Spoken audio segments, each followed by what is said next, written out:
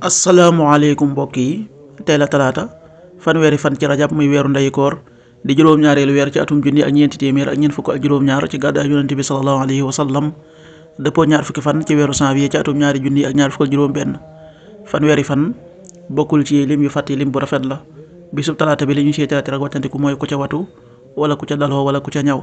ñaanu bis bi yow yàlla maa ngi lay ñaan xéewal gu sax goo xam ne du wëlbatiku du dañ. allahumma inni as'aluka an-na'ima al-muqima alladhi la yaxuulu wala yazul. allahumma inni as'aluka an-na'ima al-muqima alladhi la yaxuulu wala yazul. aaya bés bi sunu boroom wax na ci alxuraan ne fàttaliku leen ma fàttaliku leen, sant leen ma te bu leen ma weddi.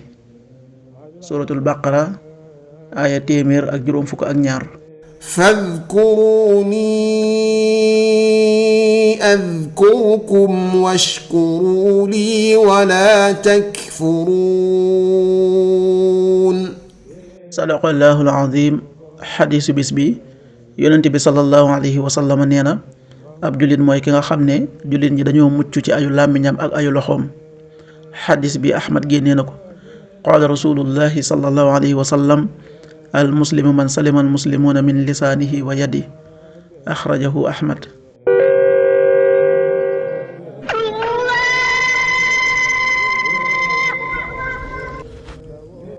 waxtu julli yi suba waxtoom na tàbbi 6h18 juróom benn waxtu yu tegal fukki simili ak juróom-ñett.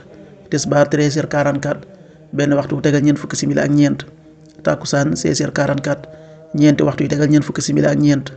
timis 19h03 juróom-ñaari waxtu yu tegal ñetti simili. gee 20h14 juróom-ñetti waxtu yu tegal fukki simili ak ñeent. loolu mooy waxtu julli yi ci Touba ak li ko wër. bu fekkee nekkoo Touba soo ko féetee penku ñaar fukk ak juróom-ñaari kilomètre dina wàññil benn simili.